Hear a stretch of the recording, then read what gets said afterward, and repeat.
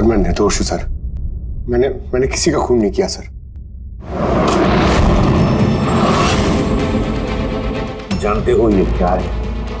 DNA report है sir. फिर तो तुम्हें ये भी पता होगा कि इस रिपोर्ट में क्या लिखा है, और फिर भी तुम चाहते हो कि मैं मान लूं कि तुम निर्दोष हो, तुम गुनहगार नहीं हो। सर आपने हमेशा हमें ये सिखाया सर कि सच से बड़ा दुनिया में कुछ भी नहीं है सर। इस केस की भी यही सच्चाई है सर। मैंने किसी का खून नहीं किया सर, मैं सच कह रहा हूं। अगर तुमने खून नहीं किया है तो फिर तुम्हारा खून उस हथियार पे कैसे पंकज? मुझे नहीं पता सर। कैसे नहीं पता तुम्हें? हा? ये जो तुम्हारे हाथ पर चोट लगी, ये जो खून का निशान है, वो चीख चीख के कह रहा है कि गुनहगार तुम ही हो पंकज, तुम हो। सर मैंने आपको बताया था सर, मैं ऑटो से जब ब्यूरो आ रहा था सब तब कटा था सर।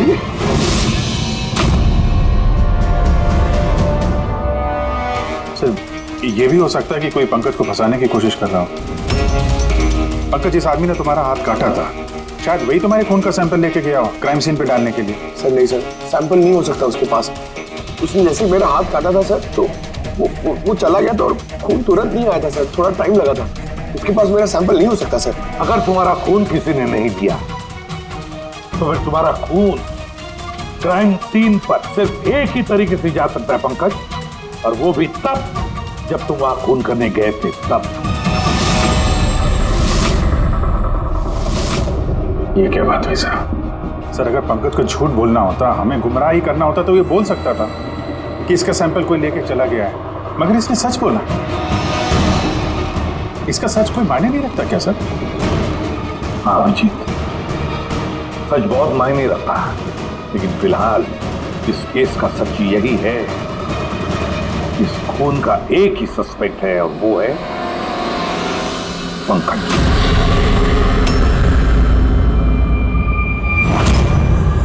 मैं तुम्हें सीआईडी से सस्पेंड कर रहा हूं। सर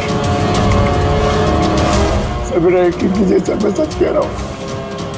मैंने खून नहीं किया, मुझे मेरे पिताजी की कसम है सर। पंकज, तुम्हारी गन और बैच। सर एक बेटा अपने पिता के श्राद्ध के दिन उसकी झूठी कसम कैसे खा सकता है सर? मैंने तुमसे नहीं पूछा फ्रेडी। गन और बैच।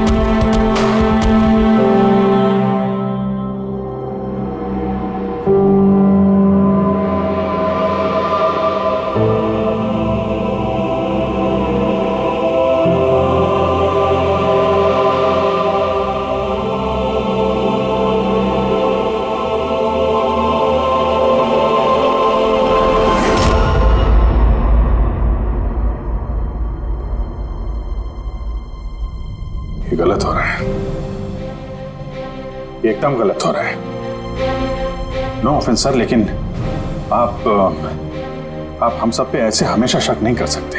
ये तुम क्या कह रहे हो अभिजीत? क्या गलत कहा मैंने? जब भी कभी किसी सीआईडी ऑफिसर के ऊपर झूठा इल्जाम लगता है, आप हम पे कभी भरोसा नहीं करते। ये तुम क्या बोल रहे हो अभिजीत? मुझे तुमसे ये उम्मीद नहीं थी। हमारी भी थोड़ी बहुत उम्मीद है सर आपसे।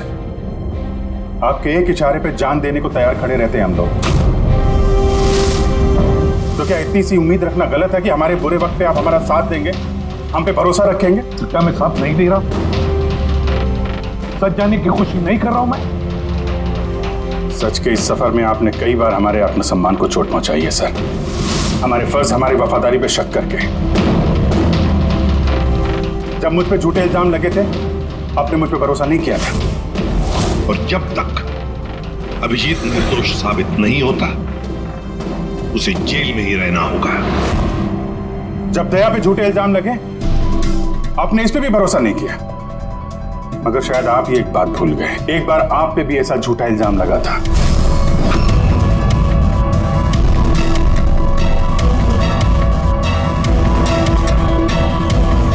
उस वक्त हम में से किसी ने भी आप पे शक नहीं किया था, बल्कि एक मजबूत दीवार बन के सामने डटे खड़े रहे थे ताकि आपके ऊपर आंच ना आ सके। तो क्या आप वो हमारी हिम्मत, वो ताकत नहीं बन सकते सर? अभिजीत, मुजरिम से भी ज्यादा खतरनाक होता है एक इमोशनल सीआईडी ऑफिसर। तुम इमोशनल बन गए हो अभिजीत। मैं तुम्हें इस केस से हटा रहा हूं।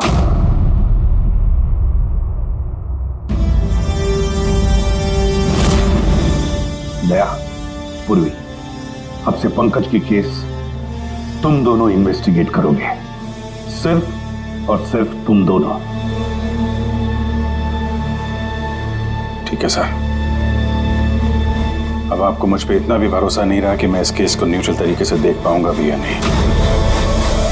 इतने साल की ड्यूटी का ऐसा मेडल तो किस्मत वालों को मिलता है। Thank you sir.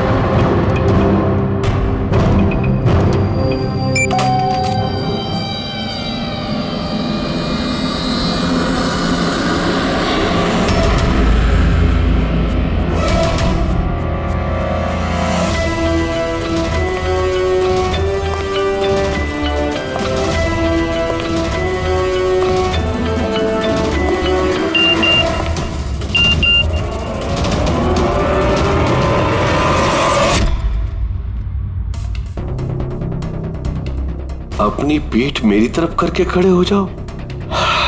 चलो ये भी करके देख लेते हैं।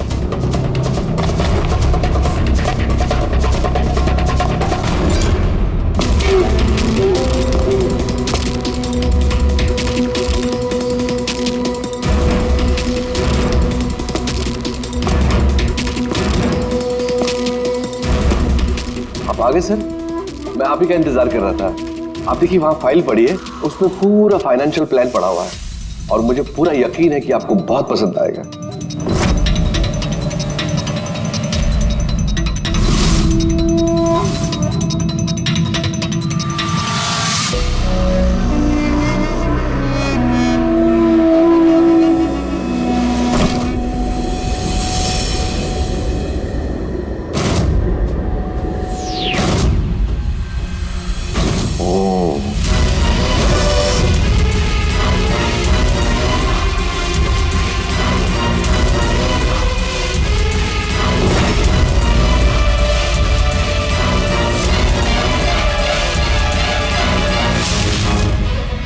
अरे ये तो लकी है।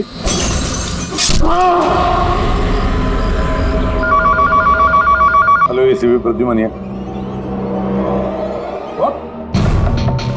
कब? अच्छा ठीक है।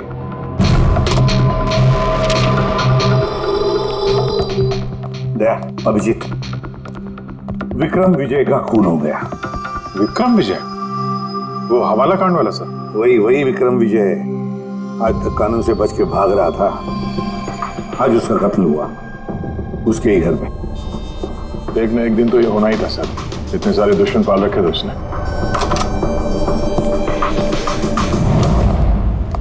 सर रियली सॉरी सर, थोड़ा लेट हो गया।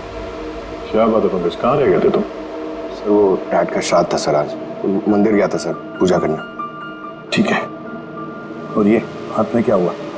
ये सर ये आते हुए लग गया, मामूली चोट है, इतना जोर से नहीं लगा सर। ठीक है, तैयार हो जाओ, एक मर्डर केस आया हुआ है।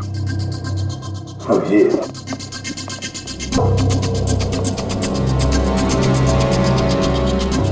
इसका मर्डर हुआ है बुरे, विक्रम विजय का।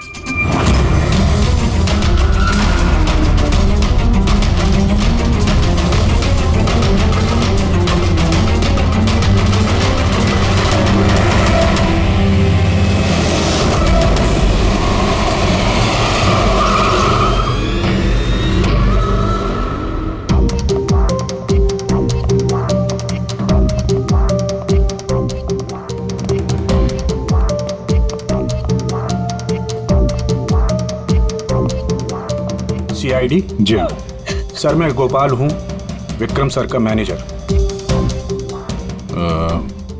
ये तीनों कौन? ये मोहित, विशाल और ये राघव है, ये सर के सिक्योरिटी गार्ड्स हैं। और आप? ये विक्रम सर की वाइफ हैं मधु मैडम, और बाकी सब स्टाफ है। बॉडी कहाँ है? सर बॉडी अंदर है। ये गर्दन पे वार किया है, अब पेट और छाती पे भी मारा। वो नहीं पक्का करना चाहता था कि किसी भी तरीके से ये बचने ना पाए।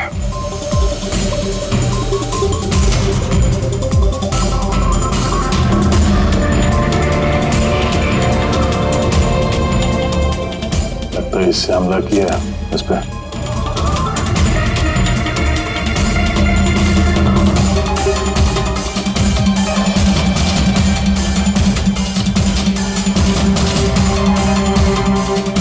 विक्रम के फोन पे आखिरी मैसेज किसी अननोन नंबर से आया। अपनी पीठ मेरी तरफ करके खड़े हो जाओ। पीठ मेरी तरफ मतलब वो आदमी इसको अपना चेहरा नहीं दिखाना चाहता था क्या?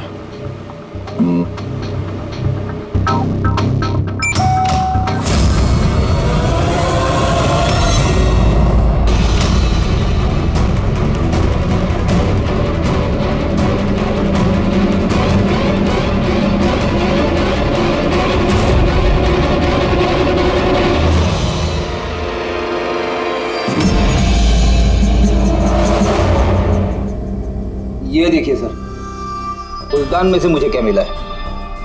Audio recording device. Audio recording device? इस कमरे में जो भी बात हो रही थी वो कोई सुन रहा था। सर मैं उसका नाम तो नहीं जानती, पर वो जिस तरीके से तैयारियां करवा रहे थे उस हिसाब से तो लग रहा था जैसे वो उनका बहुत खास क्लाइंट हो और वो सिर्फ विक्रम से ही मिलना चाहता था। ये क्लाइंट विक्रम के कांटेक्ट में आया कैसे? सर मेरी वजह से। उसने मुझे पहले कांटेक्ट किया था। वो विक्रम साहब का पूरा इतिहास बहुत अच्छी तरह से जानता था और विक्रम सर उसके इस होमवर्क से बहुत इम्प्रेस हुए और उन्होंने मुझसे मीटिंग फिक्स करने के लिए कहा। तो आप उससे पहले मिले थे? नहीं सर, उसने कॉल किया था और वो भी प्राइवेट नंबर से।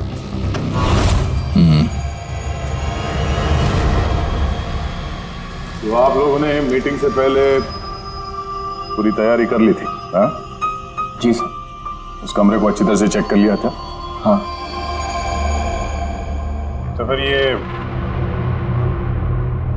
ऑडियो की रिकॉर्डिंग डिवाइस ये कमरे में कैसे पहुंची? सर ये कहाँ से आया? लाहौर में। लाहौर में? वो तो तूने चेक किया था ना मोहित? मैंने चेक किया था सर, लेकिन मुझे फ्लापॉट में दिखा नहीं था। दिखा नहीं था? जी नहीं। अच्छा, ऐसे कैसे दिखा नहीं था? ब्यूरो चल, वहां पे अच्छे अच्छे को दिखने लगता है।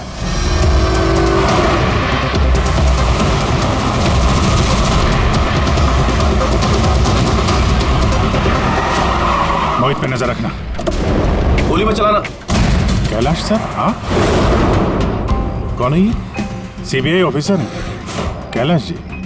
कैसे है सर? बढ़िया। क्या बात है सर, आपने अचानक रास्ता रोक लिया? अभिजीत, मुझे वो आदमी चाहिए जो तुम्हारी सीआईडी की गाड़ी में बैठा है। मोहित? वो हमारा मुजरिम है सर, हम उसे ब्यूरो ले जा रहे हैं इंटेरोगेट करने के लिए। नहीं अभिजीत, वो मुजरिम नहीं है, एक सीबीआई अफसर है। क्या करें आप? ये मोहित सीबीआई ऑफिसर है? मगर सर ये तो वो गार्ड की नौकरी कर रहा था विक्रम के। दिखावा, सच को छिपाने के लिए। कैसा सच? मोहित एक अंडरकवर है और मेरे कहने पर वहाँ ड्यूटी कर रहा था, और मेरे कहने पे ही उसने विक्रम के वहाँ वो रिकॉर्डिंग डिवाइस लगाई थी। और इसीलिए कुछ भी बताने से मना कर रहा था ये। अंडरकवर मर जाएगा मगर प्रोटोकॉल नहीं तोड़ेगा। नहीं ठीक है सर, वो एक्चुअली थोड़ी बहुत पूछताछ करनी पड़ेगी, खून का मामला है। जस्ट जनरल बातचीत। और हमें वो ऑडियो रिकॉर्डिंग मिल सकती है सर? हम जानना चाहते हैं कि खूनी और विक्रम के बीच क्या बात हुई थी। आप आ गए सर? मैं आप ही का इंतजार कर रहा था। आप देखिए वहां फाइल पड़ी है, उसमें पूरा फाइनेंशियल प्लान पड़ा हुआ है और मुझे पूरा यकीन है कि आपको बहुत पसंद आएगा। ये नोट तो नकली है। सर ऐसा लगता है कि विक्रम विजय खूनी को जानता है, इसलिए खूनी ने उसे अपना चेहरा देखने ही नहीं दिया। और जैसे ही विक्रम को पता चला कि जो पैसे उसे दिए गए वो नकली हैं, खूनी ने उसे मार दिया और बैग लेके चला गया। एक काम करते हैं, इस मोहित से अंडरकवर कॉप से पूछताछ करते हैं। सॉरी सर, ये केस अभी तक बंद नहीं हुआ, इसलिए अगर मैं आप लोगों को कुछ भी और बताता हूँ तो वो प्रोटोकॉल का उल्लंघन होगा, विच आई डोंट वांट। देखो मोहित, मैं तुम्हारे प्रोटोकॉल की इज्जत करता हूँ, मगर कोई तो ऐसी चीज होगी ना जो तुम्हारी इन्वेस्टिगेशन के दौरान तुम्हें मिली हो, मगर तुम्हारे प्रोटोकॉल के दायरे में होने के बावजूद भी तुम हमें बता सकते हो। कुछ तो बताओ जिसके जरिए हम खूनी तक पहुंच सके। मैं आप लोगों को केवल इतना बता सकता हूँ कि पिछले काफ़ी सालों से सीबीआई इस विक्रम विजय के पीछे लगी हुई थी। आज से 15 साल पहले सन 2002 में सीबीआई ने एक अंडरकवर ऑफिसर को भी विक्रम विजय के पीछे लगाया था, कुछ खास सबूत इकट्ठा करने के लिए, लेकिन कुछ हासिल नहीं हुआ और अनफॉर्चुनेटली हमारे वो ऑफिसर मारे गए। एक मिनट, नाम क्या था इस ऑफिसर का? इंस्पेक्टर अधिराज।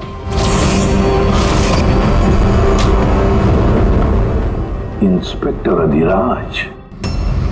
इस बोतल पे जो खून है, इस खून में विक्रम की डीएनए के अलावा किसी और का भी डीएनए। विक्रम के डीएनए के अलावा किसी और का भी डीएनए है? मेरे कहने का मतलब है कोई और भी था। कौन था सारुण के? तो विक्रम ने डाटाबेस में कंपेयर करके देखा, मैच करके देखा तूने? उसकी जरूरत नहीं पड़ी। जरूरत नहीं पड़ी का क्या मतलब है सारुण के? किसका डीएनए है वो? वो डीएनए पंकज का है। व्हाट? वो डीएनए पंकज का है? हमारे पंकज का? हमारे पंकज का। यार ये कैसे हो सकता है? CID officer Pankaj, CID officer Pankaj खून कर सकता है? हमारा एक ऑफिसर खून है। लेकिन सर पंकज खून क्यों करेगा? वही तो, सीआईडी ऑफिसर खून क्यों करेगा? सर, विक्रम के घर से 1 किलोमीटर की दूरी पर पुलिस को एक लावारिस मोटरसाइकिल मिली है सर। किसकी मोटरसाइकिल है वो? सर वो पंकज की है।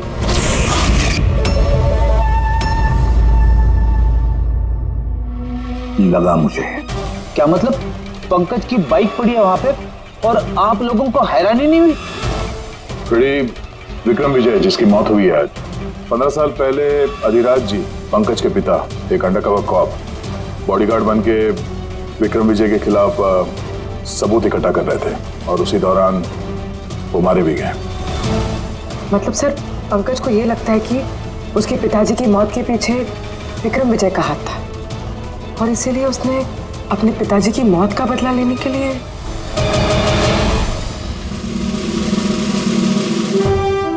पंकज कहाँ है?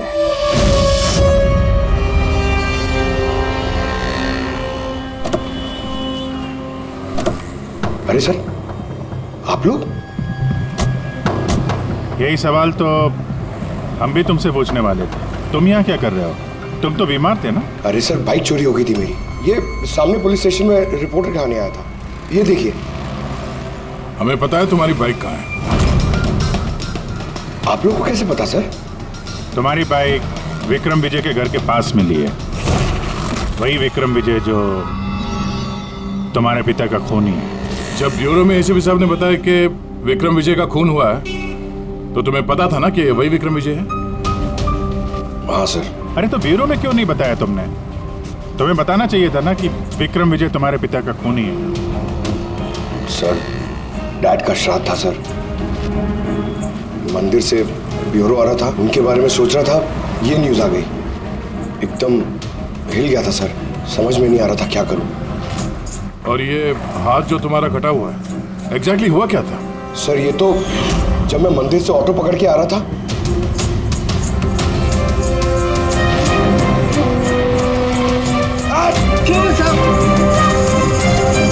तो एक अनजान आदमी ये घाव देके चला गया यूं ही बेवजह। सर मैं जानता हूँ यकीन करना थोड़ा मुश्किल है लेकिन सच यही है सर। पंकज यार तुम तो हमेशा बाइक पे ब्यूरो आते थे ना, अचानक ऑटो में कैसे आया? अचानक नहीं सर, मेरी बाइक तो 2 दिन से खराब पड़ी है। तो तुम्हारी खराब पड़ी हुई बाइक कोई लेकर गया, उसने उसे रिपेयर करवाया और ठीक होने के बाद उसे एक लावारिस जगह पे छोड़ दिया, वो भी संयोग से एक ऐसे इंसान के घर के पास छोड़ दिया जिसका आज ही खून हुआ और जो तुम्हारे पिता का खूनी भी है। सर आप लोग मुझ पे शक कर रहे हैं? आप लोग को लग रहा है उस विक्रम विजय को मैंने मारा है?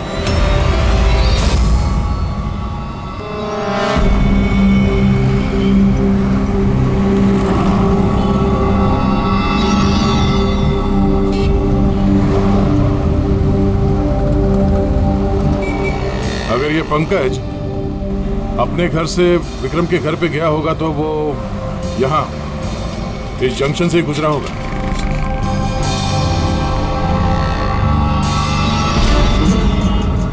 सर सिग्नल पे सीसीटीवी कैमरा लगा हुआ है।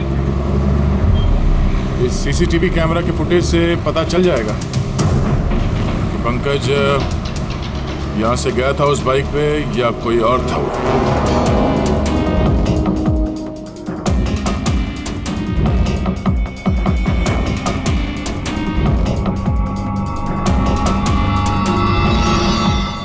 एक मिनट रिवाइंड करना,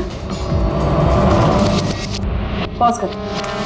सर ये देखिए, ये पंकज की तरह नहीं लग रहा है। बाइक का नंबर है XYA 4784। सर पंकज की बाइक का नंबर भी यही है।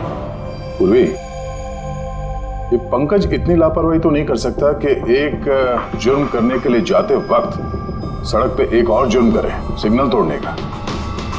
जरूर कोई है जो पंकज को फंसाना चाहता है और उसी ने ये सिग्नल भी तोड़ा ताकि हमारा जो शक है पंकज के ऊपर वो और मजबूत हो जाए। मगर सर पंकज को कौन फंसाना चाहेगा? शायद इसका कोई पुराना दुश्मन। सर मेरा ऐसा कोई पुराना दुश्मन नहीं है जो मुझे फंसाने के लिए ऐसी साजिश रचेगा। सर पंकज दिमाग पर जोर डालो, कोई तो होगा। नहीं सर, अगर तुम्हारा कोई दुश्मन नहीं है तो फिर ये खून तुमने ही किया है। तुमने अपने पिताजी की मौत का बदला लेने के लिए, और वो भी उनकी बरसी के दिन। सर मेरा बदला लेने की कोई मेंटालिटी नहीं है सर। मैं खूनी नहीं हूं सर, मैं एक CID ऑफिसर हूं। जहां तक पिताजी की बात है सर, मैंने तो उन्हें ठीक से देखा भी नहीं। सर मुझे तो ऐसा कुछ याद भी नहीं है जो उन्होंने हमारे साथ कोई अच्छा टाइम स्पेंड किया हो या हमारे साथ रहे हो।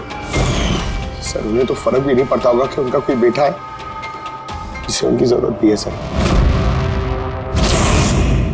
मतलब तुम्हारे पिताजी के साथ तुम्हारे संबंध अच्छे नहीं थे? सर वो एक अंडरकवर कॉप थे सर। वो ज्यादातर अपने काम में ही बिजी रहते थे। घर गृहस्थी परिवार बच्चे इनसे उनका कोई लेना देना नहीं था सर। मुझे तो सिर्फ मेरी माँ ने पाला है सर। लेकिन फिर भी पंकज, तुम्हारी अपनी पिताजी के साथ कुछ ना कुछ तो यादें जुड़ी होंगी ना? कुछ भी? सर थोड़ा सा याद है मुझे सर। मुझे मेले में ले जाते थे सर वो, मगर मेले में ले जाने से पहले सर वो मुझे हॉस्पिटल ले जाते थे हमेशा। हॉस्पिटल में? वो क्यों? शायद बचपन में वो बहुत बीमार रहता था और वो हॉस्पिटल ले जाते थे और मुझे बहुत दर्द होता था सर। दर्द? पंकज, कहाँ दर्द होता था? सर पीठ में, यहाँ पे सर। पीठ में? पंकज, डॉक्टर क्या करते थे पीठ में? नहीं सर, ऐसा कुछ याद नहीं आ रहा सर। याद करो पंकज, याद करो। सोचो क्या करते थे? तुम्हारी पीठ में इंजेक्शन लगाते थे या पीठ में से खून निकालते थे? क्या करते थे? याद करो। Sir sir sir drill machine से कुछ करते थे सर हॉस्पिटल में। क्या कहा? ड्रिल मशीन से? और उसके बाद तुम्हें पीठ में दर्द होता था? बहुत दर्द होता था सर। मैं हफ्तों तक सीधे बैठ भी नहीं पाता था। और फिर घर जाने के बाद तुम्हें नींद सी आती थी? कुछ अजीब सा लगता था? चक्कर आता था? हाँ सर। सर मेले में भी जब मैं घूमने जाता था तो नींद में ही रहता था सर। ऐसे चक्कर आते रहते थे सर बस। लेकिन सर इस बात का इस केस से क्या लेना देना? लेना देना है बस। मुझे लगता है इसके पिताजी ने इसकी बहुत छोटी उम्र में इसका बोन मैरो डोनेट करवा दिया था। लेकिन सर बच्चों का बोन मैरो डोनेट करवाना तो गैर कानूनी है ना? गैर कानूनी है, लेकिन मुझे लगता है बॉस पैसे की वजह से या किसी भी और वजह से उस डॉक्टर ने इसके पिताजी के लिए ये सब कुछ किया था। वो ठीक है सर, लेकिन मेरी समझ में अभी भी ये नहीं आ रहा है कि इस बात का इस केस से क्या कनेक्शन है? कनेक्शन ऐसे है पूर्वी कि कई बार जब बोन मैरो डोनेट किया जाता है तो जिसे बोन मैरो डोनेट किया जा रहा है उस व्यक्ति को ह्यूमन काइमेरिज्म हो जाता है। ह्यूमन काइमेरिज्म? ये क्या है सर के साथ? यूं समझो कि जिस व्यक्ति को बोन मैरो डोनेट किया जा रहा है उस व्यक्ति के शरीर में 2 डीएनए पैदा हो जाते हैं। एक डीएनए वो जो उसका खुद का है ओरिजिनल, और दूसरा डीएनए वो जो बोन मैरो जिसका ट्रांसप्लांट हुआ है उसका। तो मतलब सर पंकज का बोन मैरो जिसे मिला शायद उसके खून में भी ये पंकज का डीएनए शामिल है। Exactly that. बस मुझे लगता है कोई बहुत ही खास होगा वो जिसके लिए पंकज के पिताजी ने ये सब कुछ किया। कोई ऐसा खास आदमी जो पंकज के पिताजी इंस्पेक्टर अधिराज के बहुत ही करीब था और उसकी मौत का बदला लेने के लिए उसने ये खून कर डाला। पर कौन?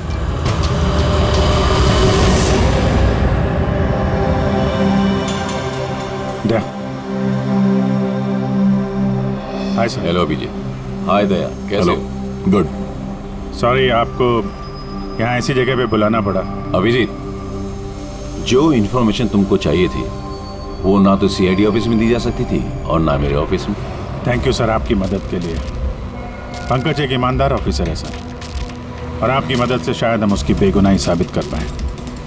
अभिजीत, तुम्हें याद है एक खतरनाक मुजरिम था राका, उसको पकड़ने में तुमने मेरी मदद की थी, तो समझ लो मैं उसी का बदला चुका रहा हूं। दोस्ती में बदले नहीं चुकाए जाते सर।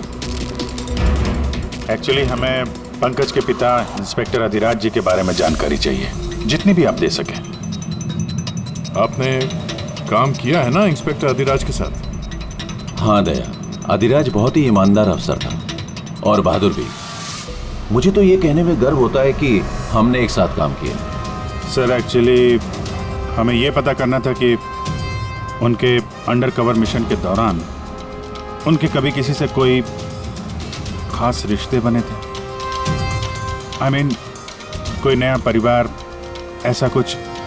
अभिजीत, ये जो अंडरकवर की दोहरी जिंदगी होती है, मुश्किल होता है जीना। एक पुलिस वाला भी तो इंसान ही होता है ना, और उसे भी वो चौकट कभी कभी नहीं लगनी चाहिए जो वो लांग गए। मतलब उनको भी किसी से प्यार हुआ था? उनका कोई दूसरा परिवार भी था? हाँ, अधिराज की दूसरी पत्नी बच्चे को जन्म देने के बाद गुजर गई। ओह, और अधिराज जी की मौत के बाद इस दूसरे बच्चे का क्या हुआ? ये राज हमेशा राज ही बना रहा कि अधिराज ने उस दूसरे बच्चे को कहाँ रखा, कैसे पाला, और वो बच्चा कहाँ गया, कभी किसी को नहीं मिला। और ये जो बच्चा है दूसरी शादी से, क्या उम्र रही होगी उसकी? ये पंकज से कोई 2-3 साल बड़ा होगा। शादी पंकज की माँ से पहले हुई थी, पर बच्चा दूसरी बीवी से पहले हुआ था। शायद उसे कोई बीमारी होगी जिसकी वजह से अधिराज जी ने पंकज का बोन मैरो उसे दिलवाया होगा। और अपने पिता की मौत का बदला लेने के लिए खून शायद पंकज के सौतेले भाई नहीं किया। पर अब सवाल ये उठता है कि पंकज का ये सौतेला भाई है कौन और अभी कहाँ है?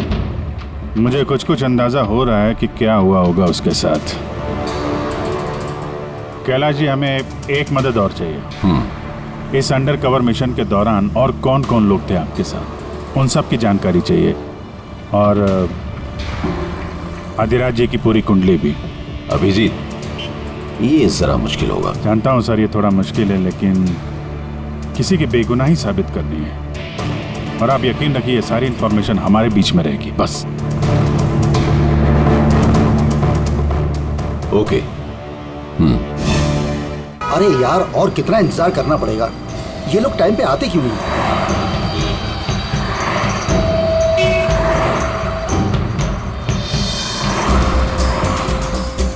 अरे यार, आधे घंटे से इंतजार कर रहा हूँ। अरे मुझे आज ही पूरा पैसा चाहिए। अरे मुझे निकलना है इस शहर से आज ही। तेरा हिसाब तो मैं आज, अभी और इसी वक्त चुकता कर दूंगा।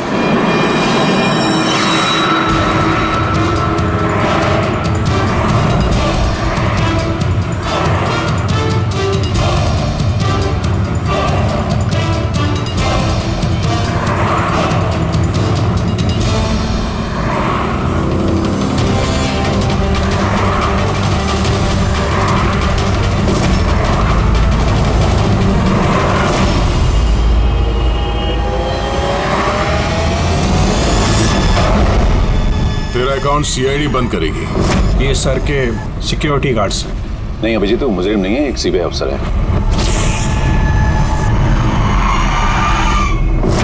पिता के कर्ज को पूरा करना हर बेटे का धर्म होता है सर,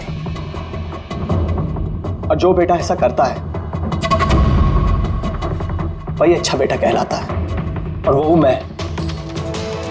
तुमने तो किया नहीं, मैंने लिया अपने पिता की मौत का बदला। देखो मोहित, तुम दोनों के पिताजी इंस्पेक्टर अधिराज एक नेक, ईमानदार और बहादुर इंस्पेक्टर थे।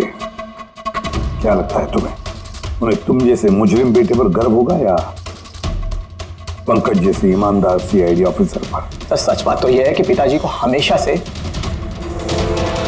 इस पंकज पर गर्व था, और प्यार भी वो इससे ही ज्यादा करते थे। मुझे तो उन्होंने अनाथ आश्रम में डाल दिया था सर, ताकि उनके दूसरे परिवार पे कोई आंच ना आ सके। वो ये बात बताती तो हमारे पास आई क्यों नहीं? मैं तो भाई हूं तुम्हारा यार, हम दोनों मिलकर पकड़ते विक्रम को, और कानून के रास्ते। नहीं चाहिए थी मुझे तुम्हारी मदद। हमारे पिताजी के कातिल को कैसे पकड़ना है और कैसे उससे बदला लेना है, ये सारी प्लानिंग मैंने कर रखी थी सर, बहुत सालों से। और यही कारण है कि मैं सीबीआई ऑफिसर बना, और ठीक हमारे पिताजी की तरह ही एक अंडरकवर ऑपरेशन पे गया इस विक्रम विजय के खिलाफ। लेकिन इस बार उसे सजा दिलवाने के लिए नहीं सर, बल्कि उसे खत्म करने के लिए। एक सीबीआई ऑफिसर होकर भी तुमने जुर्म किया। तुम जैसे लोगों की वजह से ही लोग कानून पर विश्वास करने से कतराते हैं।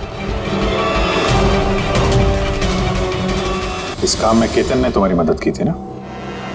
हाँ सर, केतन भी मेरे पिताजी के साथ काम करता था। वो भी एक अंडरकवर कॉप था। उसी ने मुझे सब कुछ बताया और उसके बताने से ही मुझे पता चला कि बचपन में मेरा एक ऑपरेशन भी हुआ था। और जब तुम्हें पता चला कि तुम्हारे खून में 2 डीएनए, एक तुम्हारा दूसरा मेरा, तो तुमने खून करके मुझे ही फंसा दिया। हाँ, और इसीलिए मैंने अपना खून बहाकर उस हथियार पे डाल दिया था और उसके बाद तुम्हारा हाथ काटा ताकि एक तीर से 2 निशाने लग जाए। मेरे दोनों दुश्मन, हमारे पिताजी का कातिल वो विक्रम विजय। हेलो कैलाश सर, मैंने विक्रम विजय के रूम में ऑडियो डिवाइस लगा दिया।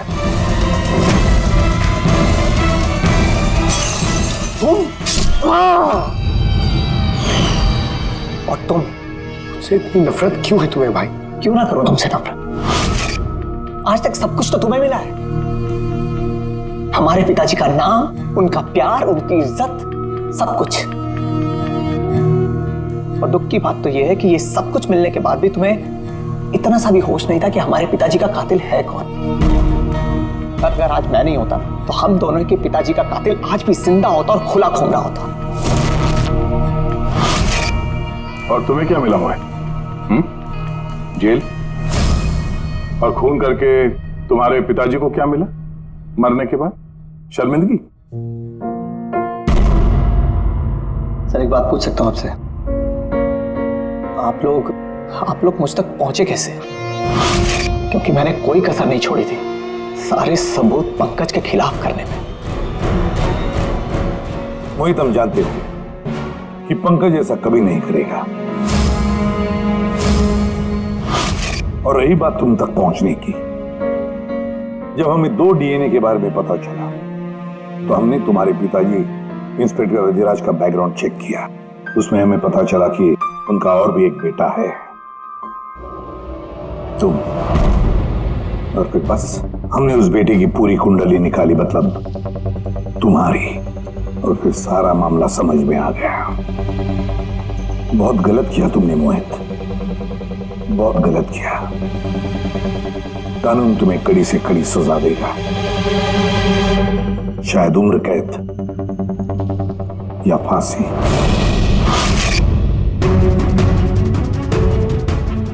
रेडी?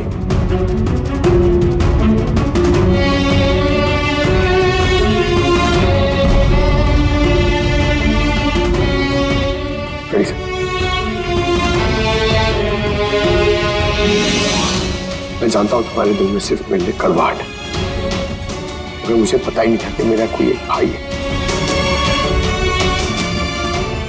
मुझे नहीं मालूम कि तुम्हारे साथ क्या होने वाला, मगर तुम एक बात हमेशा याद रखना, मैं तुम्हारा इंतजार कर रहा हूं।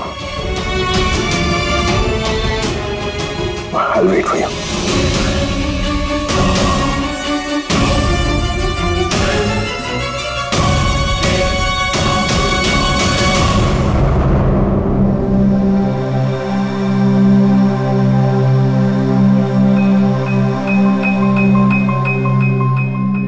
पंकज, देखो, तुम्हारे में ये जो अच्छाई है ना, इसे कायम जिंदा रखना, कायम। Welcome back to CID. Thank you sir. Sir, I am sorry sir, आप सही कह रहे थे। इमोशनल होके मैं कुछ जरूरत से ज्यादा ही बोल गया सर। I am sorry. देखो अभिजीत, तुम सब लोग मेरे लिए ना सिर्फ सीआईडी ऑफिसर्स हो, बल्कि मेरा गुरूर हो, मेरा आत्मविश्वास हो, मेरी ताकत हो।